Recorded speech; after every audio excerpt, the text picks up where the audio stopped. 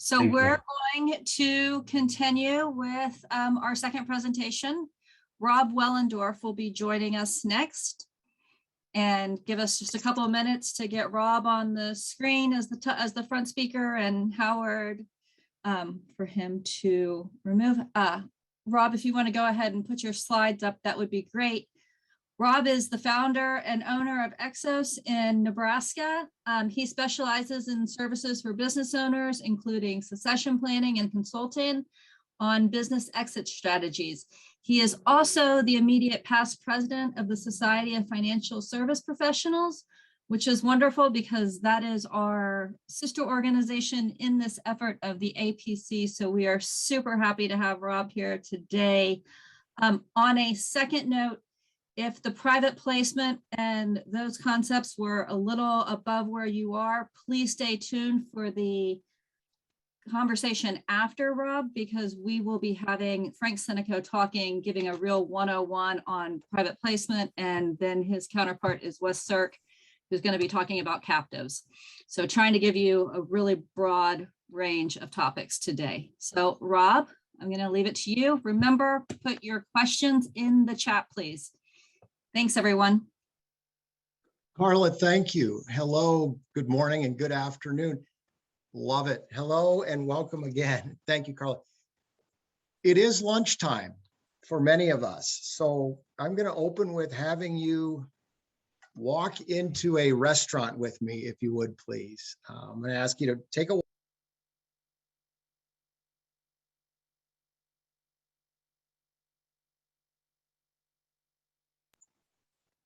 and we're also meeting their attorney. This has been a meeting that has been talked about for actually a couple of years, and the attorney has continued to say to the business owners, you know, here's a resource that might be helpful, and they have been not yet, not yet, not yet. Finally, we get this meeting. So as you walk with me into the restaurant and we go over to the corner table in the back, I have husband and wife who co-own a business, and I have their business attorney. And of course, exchanging pleasantries, getting to know each other, and very rapidly, I move to the question, you know, help me understand, what are you looking to do going forward with your company or companies? And they, and I'll spend a little more time on this here in a few minutes, but they went in great detail as to when she would like to be done working and he would like to be done working, and they were a year apart. Great detail about potential third-party suitors as well as potential internal candidates that have shown interest in perpetuating the company. Learned about their 4 children and grandchildren. And then I ask, and as you read the description of our program, we'll talk a lot about collaboration with other advisors. I always ask, tell me a little bit about your CPA relationship. And of course, listen and tell me a little bit about your insurance professional, and listen a little bit about your commercial banking relationship. Of course, in this case, I had the business attorney, but I'll ask the same question about the estate planning attorney as well as their financial planner, if that role is being served by someone other than the insurance professional. And as I identified these other advisors, knowing most of them in the marketplace, I said to the couple, you're very descriptive on how you see going forward with your business. You've talked about your family. I understand your professional advisory team is extremely strong. Help me understand why we're here, what you're looking to do, and what you see my role in all of this. And as we're sitting there at the lunch table, and again, I've asked you to sit with me and thinking about the meetings you've had, here's what she said, which I think is extremely impactful. She said, it seems like everyone that we talk with about our situation, they don't really know what the other advisors have said. So they're not really clear on whether their advice is consistent or contradictory. And secondly, oftentimes we feel like we're trying to be sold something.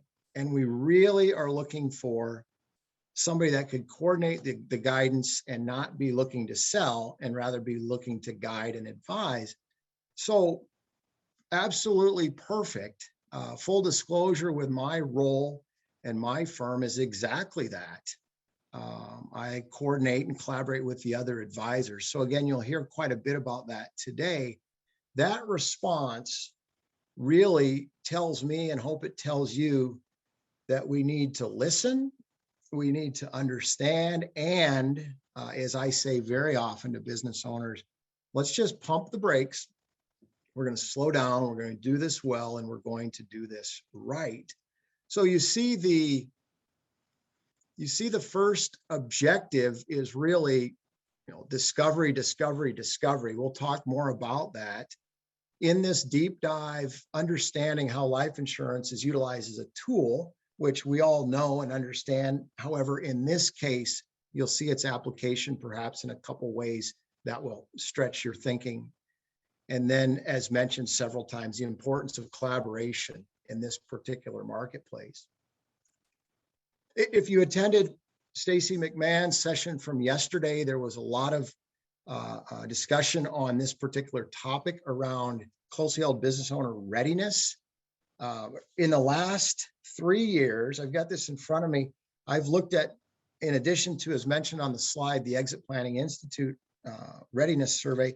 There's been a survey by Baker Tilly, by PR Newswire, a joint survey by CNBC and Financial Planning Association, HR Executive, and again, as I mentioned, Exit Planning Institute.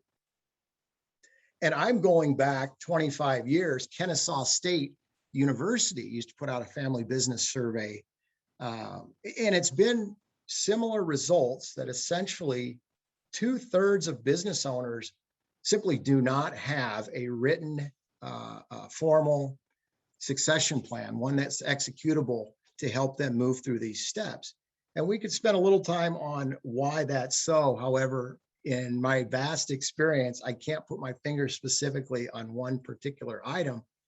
However, for those in the audience today, clearly 2/3 of business owners in this space, in this demographic, are looking for some guidance. So clearly it's screaming opportunity for you. For this particular case that we'll walk through together and identify life insurance as a tool, I just put up the basics here. And please, if you have, I'm assuming you've got your notepad in front of you. What's helpful for me, and maybe it's helpful for you, is to simply draw 3 medium-sized squares or boxes so that we can identify these 3 entities, because we'll reference them throughout our time together. We have ABC Incorporated, ABC Inc., that's the S Corp. That's what we often call, in these closely held business cases, we often call that the operating entity, the one that has all of the operations and activity. And then the second box, we'll call that XYZ Investments LLC. Now that is, that's a particular entity that owns the plant, the equipment, and provides a lot of lease arrangements over to the operating company. And then thirdly, and this is a little bit of an outlier, again, over 25 years in the space, and captive insurance companies, at least in the closely held market space, business owner space, typically between 10 and 50 million are the cases that we work on here. We don't see a lot of captives, but it's going to be important to identify that as a separate entity. And if you look at the tax returns, of course, the S Corp, I jot down their filing, ABC's filing is an 1120S. XYZ is filing as a 1065 because it's multiple member. You can't put that on the 1040. And then the captive, looking at the tax return, that's an 1120 PC, property casualty return. And then in addition to these entities, which of course in succession planning, we're looking at how to transition the entities while simultaneously capturing the value and utilizing them in a way that accomplishes the goals and objectives of the current owners.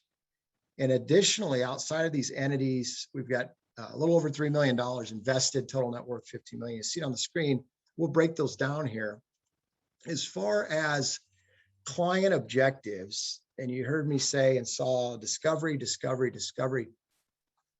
When I meet a business owner for the first time, just trying to be efficient, and I say this to the business owner, I don't mean to be insensitive or rude as to the past. And at some point, hopefully, as we work together, I'm very interested in how companies come into being and have the success they do today. However, in our time together today, to be most efficient, I'm going to ask you to look through the windshield, and you can decide or determine the time horizon, whether you're looking for the next year or 5 or 30, you decide, but just share with me how you see your business or your businesses in that particular time period, the next year or 3 or 5. Speak to me about that.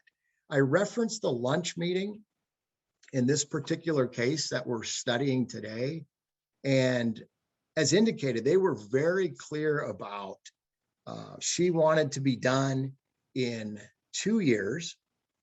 He wanted to be done in 3 years, and they explained and expressed the reasons why. When I say done, having absolutely nothing to do with the business or businesses. They talked about, and whether this came from another advisor or not, they talked about selling the operating company only and holding on to the LLC that owns the particular land and the plant and the equipment, which again is very, very common strategy.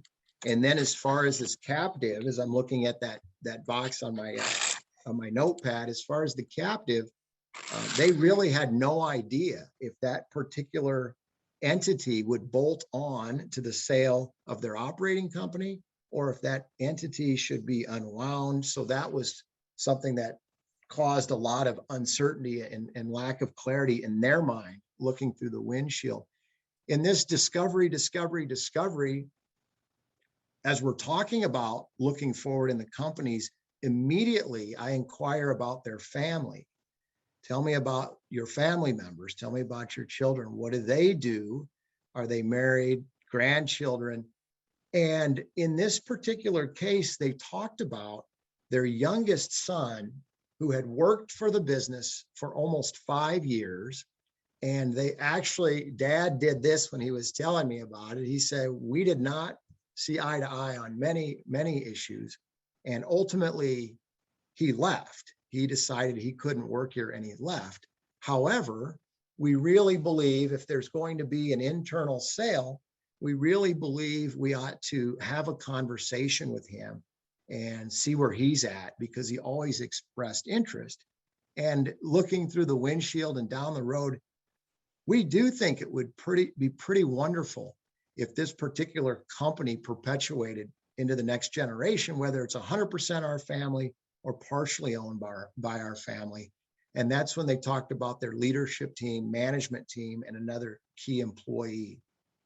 As we learned about the other family members, 2 daughters and another son, for my experience, I saw that there may be some potential conflict with the oldest son if he doesn't have some sort of discussion or opportunity to learn about this business sale and perhaps raise his hand to be part of the next generation ownership. So those are the things that we start to learn about in the objectives looking forward.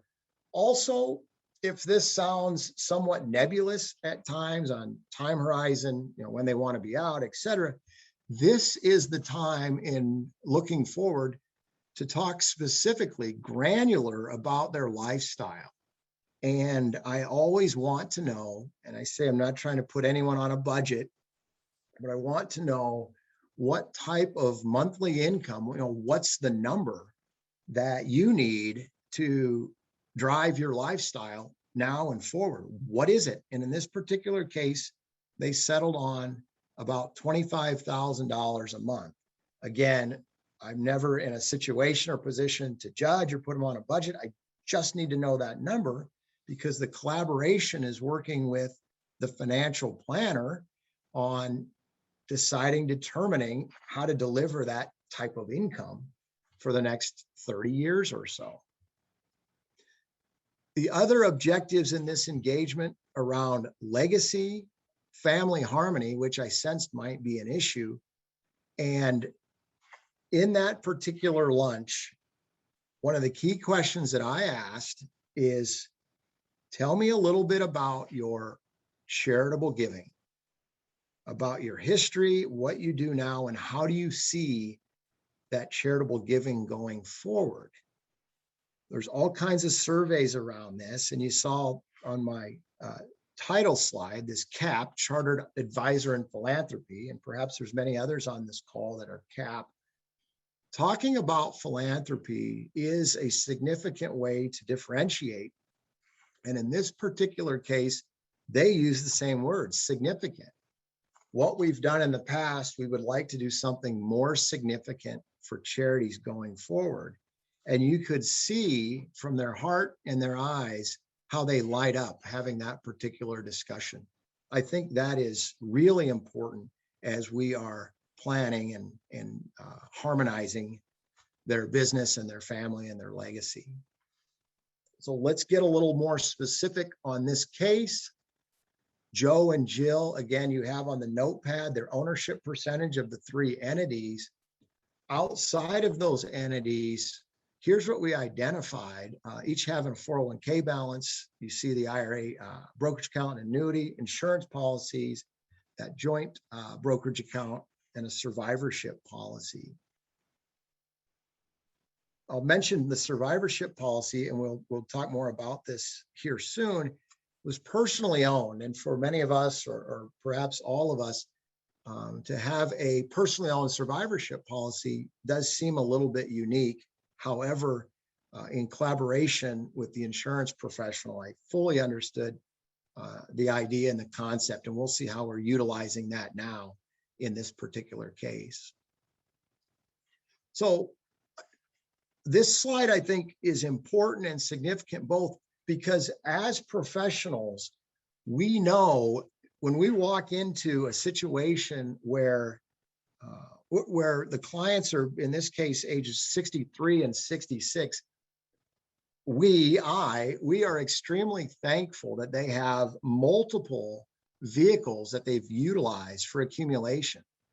Think about, as we see in cases where all of the money is qualified and what that might mean, or they don't have any qualified assets, and how we might approach that. So in this case, you see all of the different spigots or sources of income that we get to look at and utilize as we're designing that initial objective of maintaining lifestyle. This is that survivorship policy, and the death benefit at $4.5 million. And with collaboration and discussion with the insurance professional, he indicated this was set up in 2007. We've been putting about $150,000 a year into it. And as he said to me, I have it designed for supplemental income, as we saw in those spigots, as a way to drive cash into their checkbook on clearly a very tax advantaged basis. And I had asked and worked with him to show me the illustrations and how you have it designed, and I can work with that as we're looking to meet the goals of the $25,000 a month.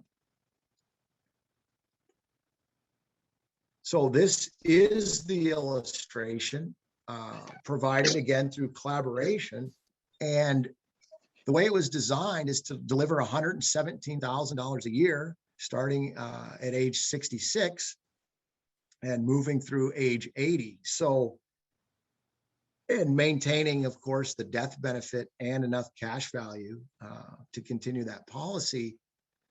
So looking at the income needs of the client, we know if we so choose that we could drive about 117,000 or about 10,000 a month from one particular source.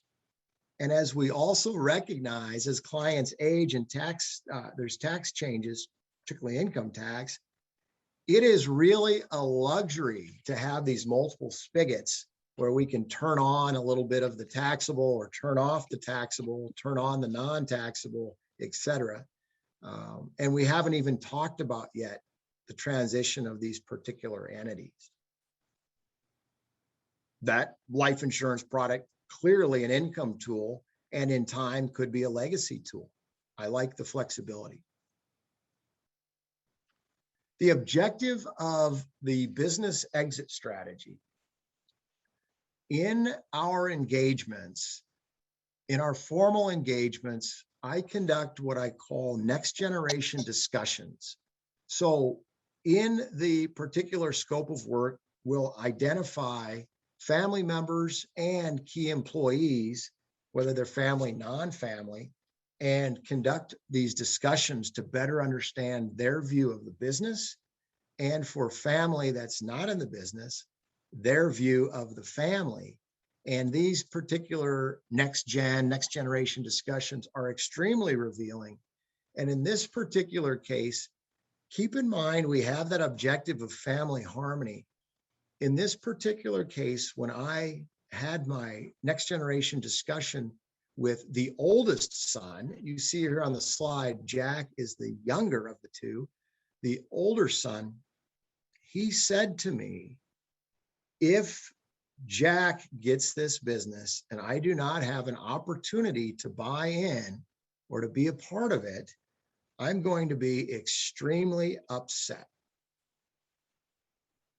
When I had my discussion with Jack, he said, there is no way I would ever be in business with my older brother, ever. That would not be a good idea, and I would not be happy if I were put or stuck in that situation.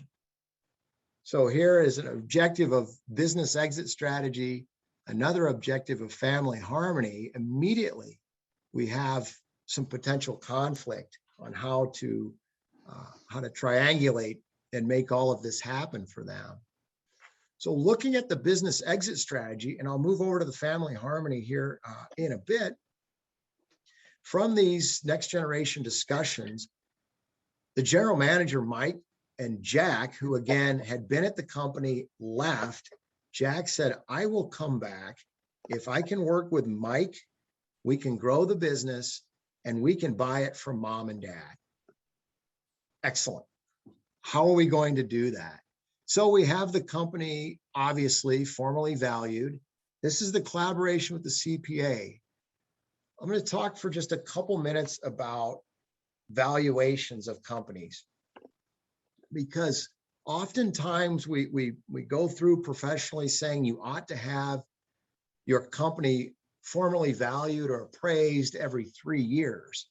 And I don't necessarily want to contradict that.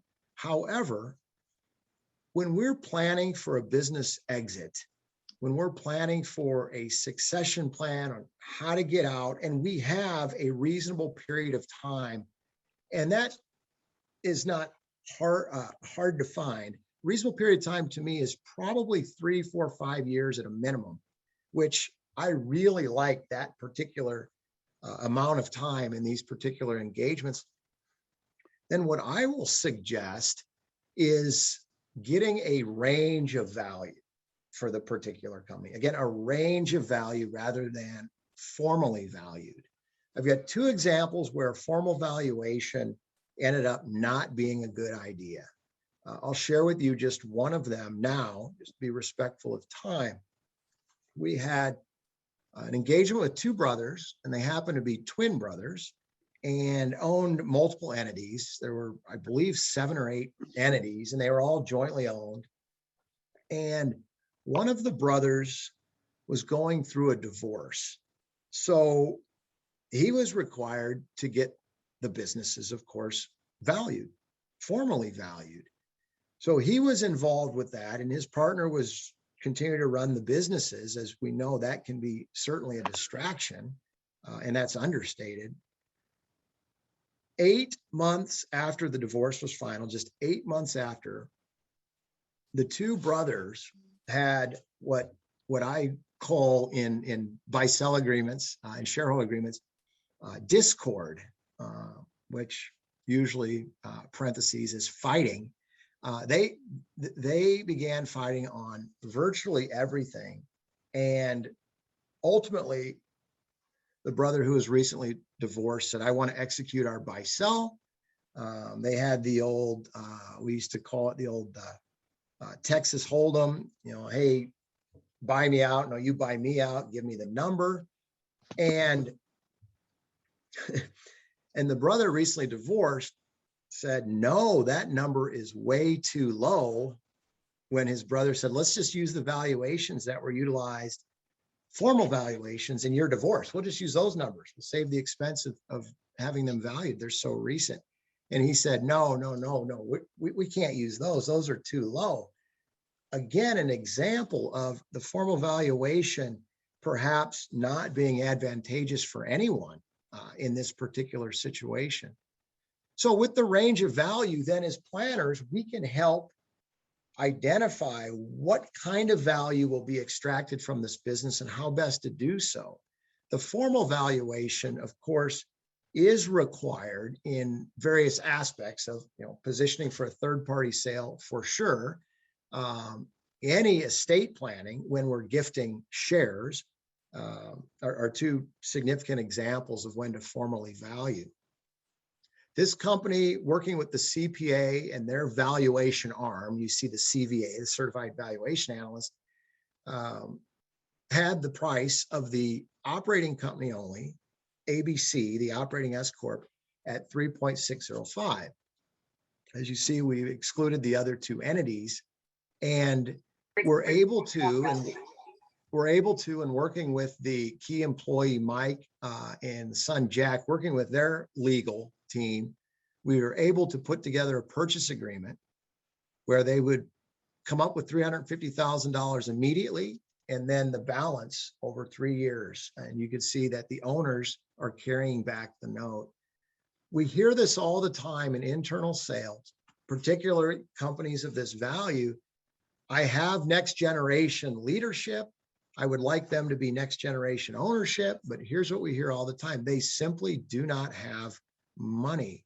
And recognizing that, we want to prepare the sellers, current owners, that perhaps carrying back the note will be a part of the deal structure. And in this case, it indeed was. So let's talk about life insurance in this deal structure. Clearly, with the two buyers, Jill and Joe, sellers, decided it would make the most sense based on their age and situation, that being the buyers, that they would go ahead and purchase $2 million of death benefit on each. So clearly that would help complete the note if something happened to that next generation, knowing that in this case, Jack's mom and dad are carrying back a significant amount of that particular debt. The decision was made, again, working with the insurance professional, the decision was made to use 10-year term, low cost, convertible, and said, perhaps after the obligation of buying this particular business has been satisfied, perhaps Mike and Jack might want to utilize these insurance contracts going forward, whether it's some sort of a supplemental executive retirement plan or to fund their buy sell. It just gave us an opportunity to utilize these insurance policies, not only as a tool in this business exit transaction, but also potentially to help those owners fund their buy sell or supplement their income going forward. And it's, as we all know, it's really nice to put life insurance on young, healthy people. It seems to go rather smoothly. And I do make a note here, depending on deal structure, this could be part of the requirement for the buyers to pay for this particular insurance. The objective of legacy and the objective of charitable planning. And we were able to actually tie these two together in this particular case. And I'll walk through this, of course, with you. So we decided that that current survivorship policy, the way it was designed to provide income, and we saw the 117,000, we thought, let's go ahead and leave that alone, since mom and dad in this case are in relatively good health. So we actually put in place a new $5 million second to die policy, and we have it owned by an irrevocable trust, and we have the beneficiary divided 50% to the children and 50% to a donor advised fund. And I'll spend just a little bit of time on the donor advised fund because clearly that's a charitable tool. However, we're also using that particular fund and this strategy, we're using it as a family harmony tool as well. And let me explain. So we had mom and dad set up a donor advised fund, and clearly they're alive. So this death benefit's not going to pour into it at this particular time. We had them fund the DAF at $50,000, and that particular contribution that goes in now, of course, can go on to their Schedule A for tax deductibility, which is part of the current particular tax proposals, and they're so vast, but they're talking about not allowing that current tax deduction on the donor advised fund in the year that the monies are put in. And just as an aside, because I think it's very timely for our audience, essentially the other side of saying, hey, that's not deductible now, is if indeed those monies are designed for charitable intent, and if that charity is providing services, we'll say, or goods for their charitable cause, this tax legislation is suggesting, why would the taxpayer be allowed to take the deduction now when there's no charitable services being performed at this time? So intuitively, I can follow that. And I think we should pay attention to it, because the other aspect, as you've been advising your clients on donor advised funds, is to, in charitable giving, is to batch your contributions, rather than say 10,000 this year and 10,000 next year, you have them send 20,000 this year to the donor advised fund to get them a lot closer, or with other Schedule A expenses, get them over that threshold beyond the standard deduction. So that batching, I think many of you probably have utilized that with your clients. So we'll continue to pay attention to this legislation and how they're going to view donor advised funds. Again, completely as an aside. So we put the 50,000 in, and then around Thanksgiving time, and I have the privilege of facilitating a lot of family discussions and a lot of family meetings. So over Thanksgiving, with the 4 children in the room and mom and dad, of course, we had announced there's now a family giving fund set up at the local donor advised fund at the local, it was down the Southwest Foundation, Community Foundation, excuse me. And each of the children, between Thanksgiving and Christmas, for this particular family, each of the children were allocated $5,000, and they were asked to do a little research. And when we get back together here in about 4 or 5 weeks, I want each of you to share where you're directing your $5,000 and why. And we believe, mom and dad, and my guidance and the other advisors, we believe that with this particular routine, and then knowing at the second death of mom or dad, this donor advised fund is going to be loaded up with cash, we believe this routine of announcing the amount and then having a discussion about where those funds are going to be directed, we believe that is a great opportunity. And the donor advised fund is titled the family name Strategic Giving. That does create an environment and an opportunity to have family harmony now and forward. I don't suggest that that's brilliant. However, what can we do to create that particular environment. The legacy aspect is extremely obvious here too, when they want to divide the 5 million, first of all, in half, and then the 2.5 million divided by 4. They want to leave a reasonable amount. They have the other assets too. They want to leave a reasonable amount of cash to the children, not knowing what the federal estate tax situation might look like. Of course, they're certainly below the threshold today at 11.7 million per. However, they might be above the threshold, so it would give them some potential liquidity in this trust, and or could be utilized for legacy, some financial legacy that gets passed on beyond their lifetime. Again, you've heard this many, many years in this space and working with business owners. I think it's important to share legacy goes well beyond financial. And I would encourage you to think about that as well. If you're not, encourage you to utilize some of those discussions with the business owners and those that have the financial means to talk about how they see their legacy, both financially and non-financial, what they would like to pass on to the next generation.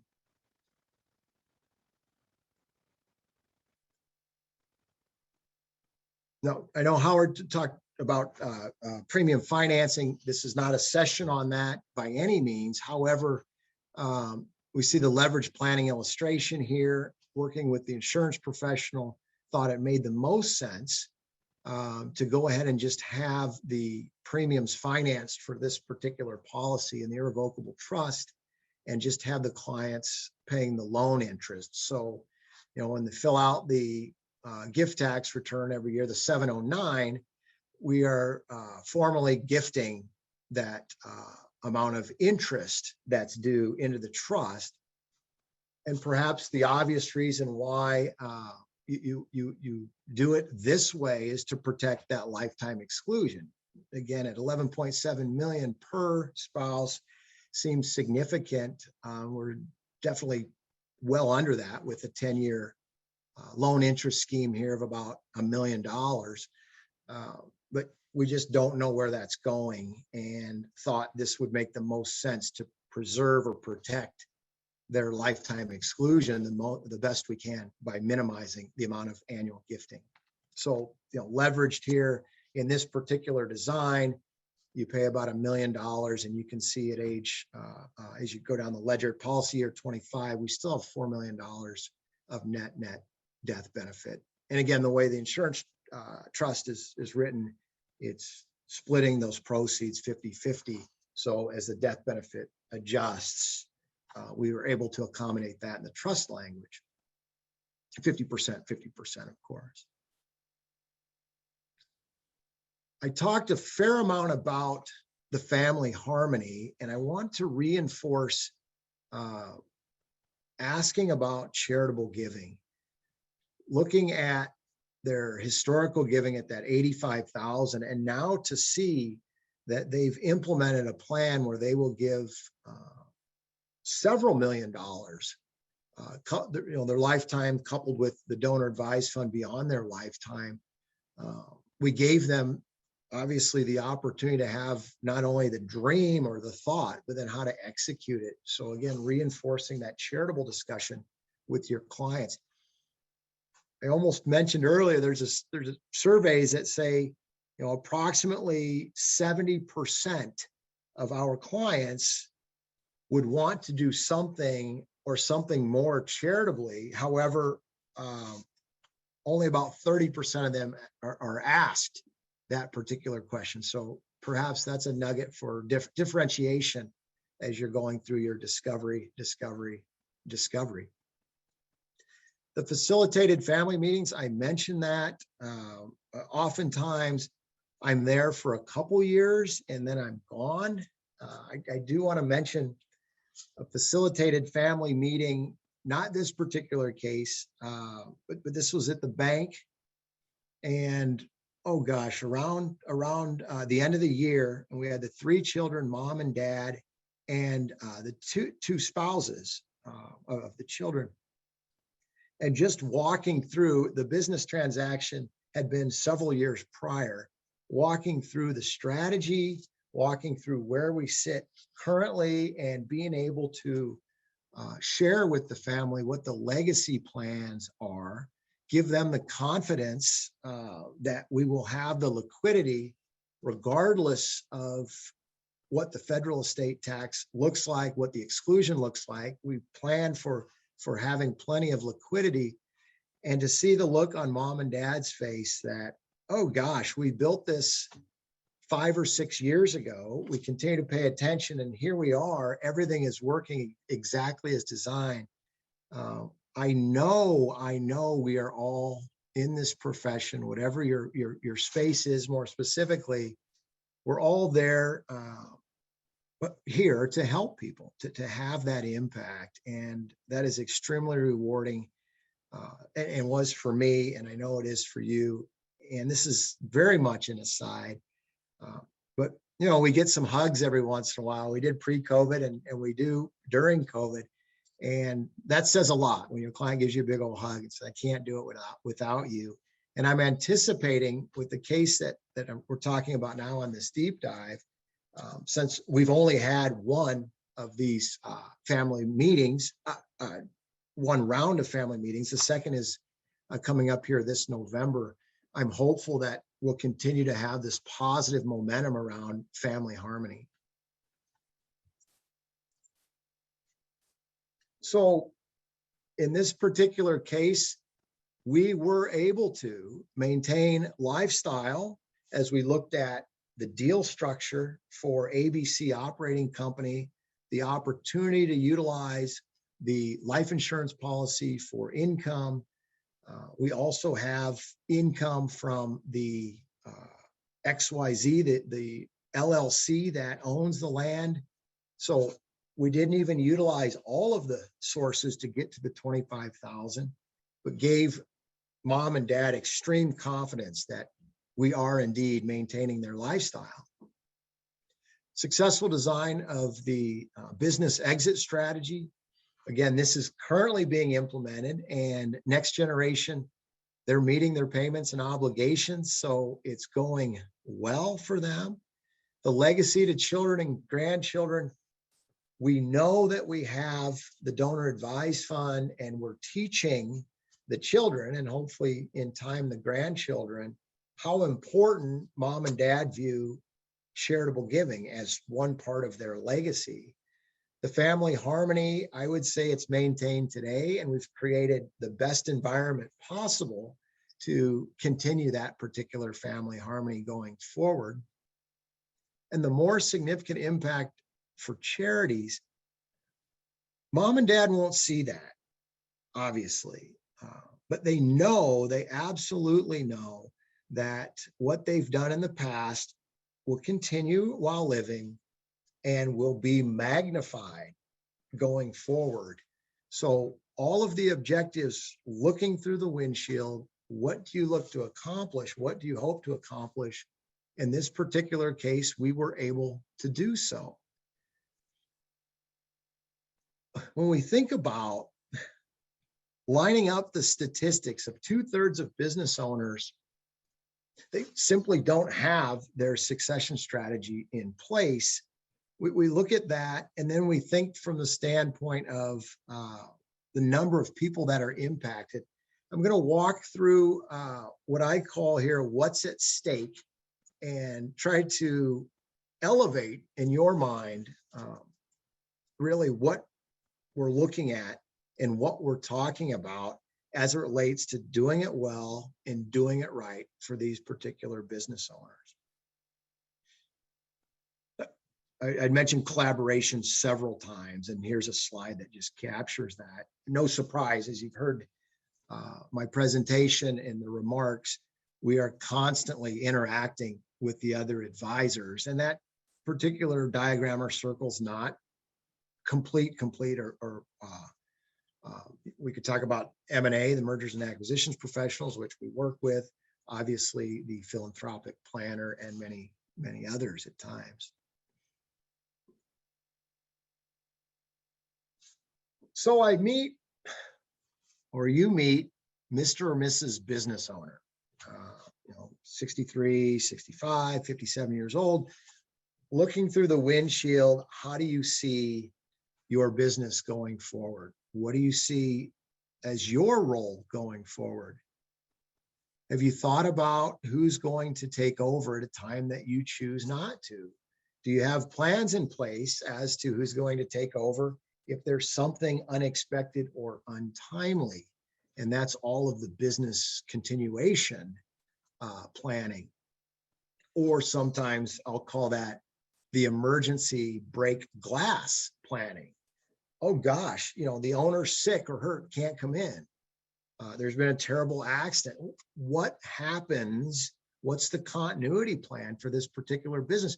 And that same exercise needs to be followed with key employees as well. And it's not always death and disability we're talking about. In this environment, what happens if your key person gets recruited away, leaves in this environment? What if your key person at age 55 decides, he or she is done, just doesn't want to work anymore? And clearly we're seeing so much of that in this particular environment. So think about the what's at stake, looking through the windshield and talking about the owner, the business or businesses, and then a discussion about family, a discussion about legacy, a discussion about philanthropy and impact. And oftentimes what I see that gets overlooked when we're talking to the owners about looking forward is emotional readiness. We're really good about financial readiness. Go back to that diagram with income sources and spigots, and we can calculate how that's going to show up in their checkbook and what's going to be on the 1040 and how are they going to meet their $25,000 a month. We are very, very good at all of that, lining up the financial readiness. And clearly in this case, deep dive, they were very ready financially. What about emotionally? Mr. or Mrs. Business Owner, you've been providing leadership to your employees for many years. Do you believe you're going to miss that? And if so, have you thought about, or let's think about what you're going to do to replace that? You've been providing impact to the community. Here's a big one. You have a routine. Have you thought about a time where your routine is not coming into this office? And if not, let's take some time to think about it. And if you have, share that with me. Share with me how you see your routine going forward at a time that you're not coming into the office. All significant questions, thought-provoking, discovery. Now let's magnify again, what's at stake when you hear me say, let's slow down, let's do it well, let's do it right. Let's collaborate with all the advisors. And I absolutely know with this process and this approach that our end product, if you will be most impactful, rewarding, and appropriate for this particular family. That's the optimism. Here's the pessimism as we look at what's particularly at stake if we don't do it well and we don't do it right. I'm just going to throw up a simple org chart, and this is generic, not for the particular case we just talked about. It's generic, but it's designed to provide some impact and some aha. But just working with that particular owner, what about their management team? So do it well, do it right, slow down, take care of the owner and the owner's family. Well, what if that doesn't happen?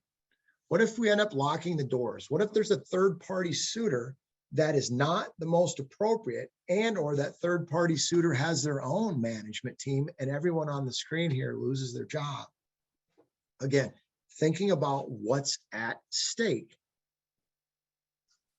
Let's add staff. So I'm talking to the owner and now I'm thinking about, oh my goodness, there's a lot at stake here. And then there's not a prize for telling me how many boxes are on the screen. I think there's 118 or something like that. Someone once told me. But again, I want you to think about getting it done well and right and impactful and potentially how many people, and this doesn't mention the community either. Many of the businesses we work with have significant impact on their particular community or communities. So there's a lot here. I'm encouraging the audience, looking at the demographic, 2/3 need help. What's at stake? I'm encouraging you to be proactive rather than reactive. You know, you hear of a situation and you're kind of curious.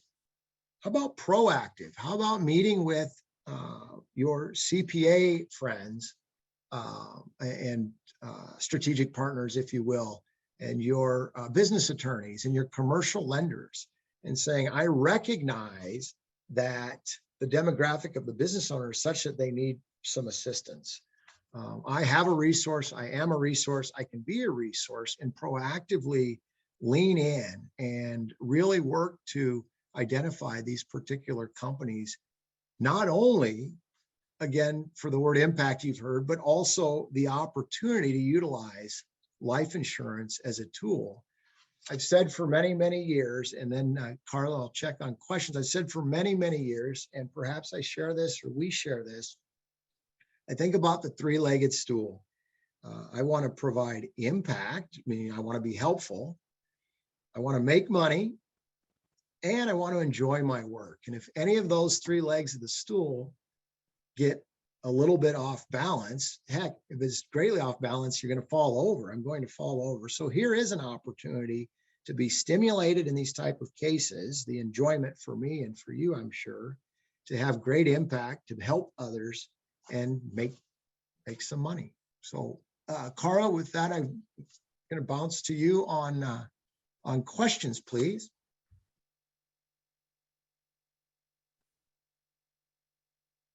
I'm showing you on mute, Carla. Sorry, Rob, as always, amazing. Thank you so much. The first question we have is, who do you use for trustees and how do you choose them? Okay. Discovery with the family. However, to your question, I lean a lot more on the side of corporate trustee. And you know, this could be a much lengthier response.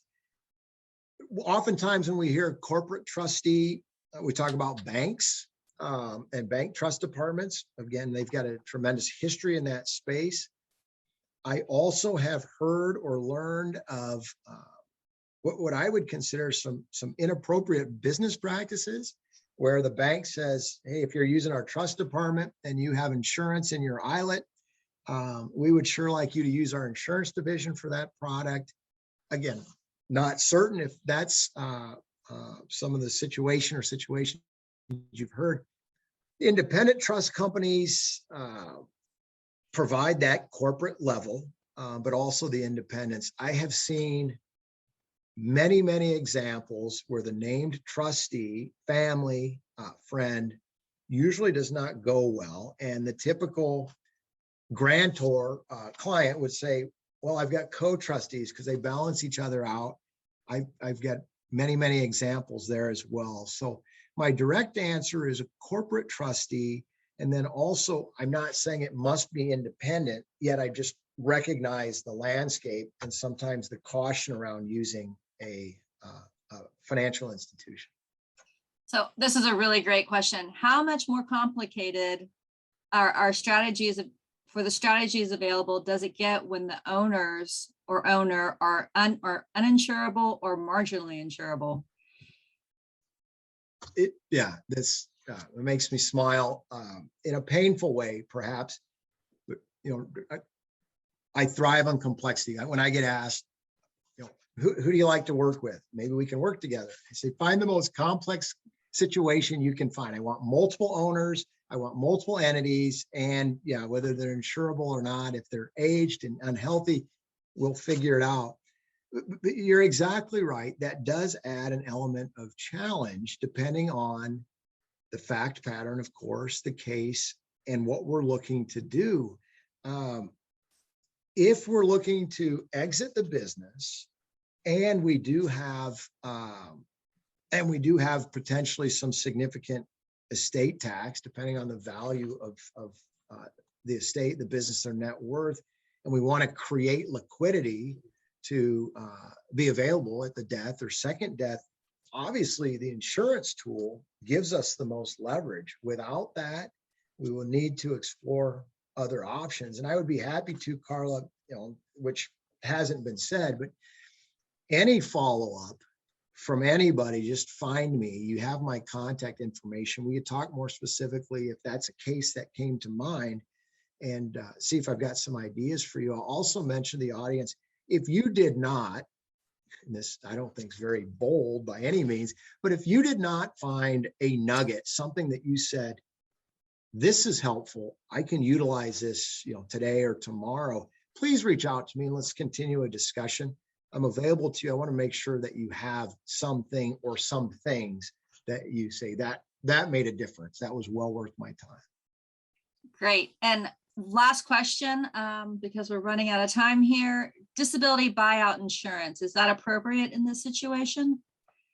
In this, the case deep dive, absolutely. Thank you for that. Yes, between the next generation, again, we have younger ages, and that makes tremendous amount of sense when we have the buy-sell agreement between next generation. Those two, they need to have that funded. That's the disability buyout, whether you can provide for all of it, or make that as a down payment, if you will, and then whatever the balance is due. I don't run out of time.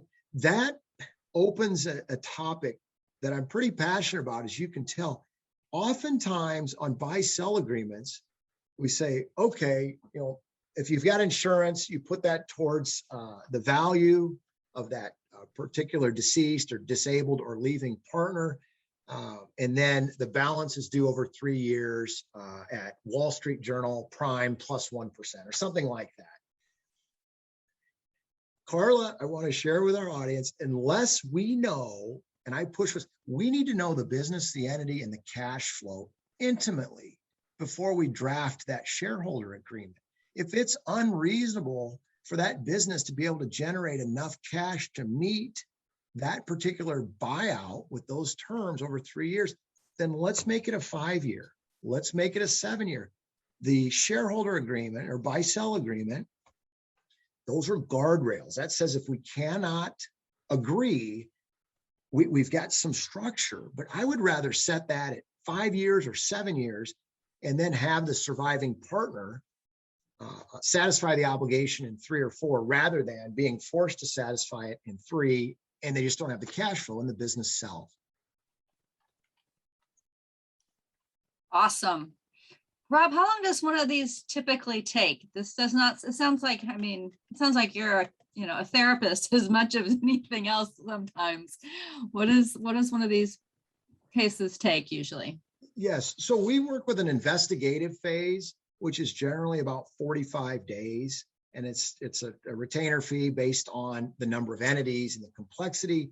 And following those 45 days, then we can design the detailed engagement and scope of work. And when the client says, yeah, that makes sense, let's go to that next step, it's generally about 4 months to get everything in place.